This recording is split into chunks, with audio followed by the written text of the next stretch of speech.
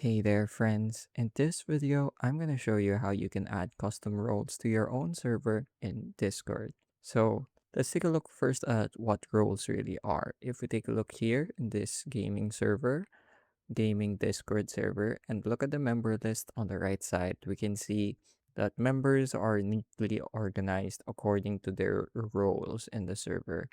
You have developers, moderators, and other developers. So you can view a person's role by simply clicking on their name and viewing it here. And if we want to add this to our own server, it's really easy. So if we take a look here, you can see there's no role currently set. We can go here to your server settings at the top left. Simply click on the name of your server, click on server settings, look here at the left side and find the roles tab. So here we can create a role by clicking on this button.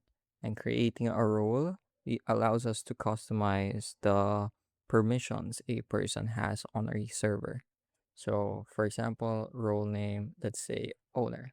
And then if we go to permissions, we can see what kind of permissions are enabled. So let's say I wanna enable everything. I'll simply type in administrator and that should automatically enable all the other roles even if it isn't apparent.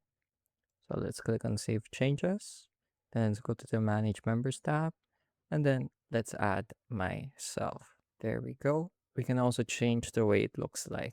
So let's say I want to make it yellow. I'll do so here in the role color. And whether you want to have certain role icons, you can also add it here. But that's good enough for me for now. So if I minimize this, I can see my name is highlighted in yellow. Now, another thing we can do is to add a role for the bots.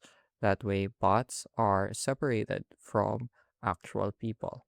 So let's go back to the server settings. Let's go to roles. Let's go click on create role. And then let's name this role bots. So let's make this one a blue. Then let's manage the members. Let's add me6.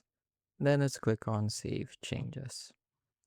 So now here we go. Let's click this button, display role members separately from online members. So that way there's a distinction. Now we have the bots and then we have the online members.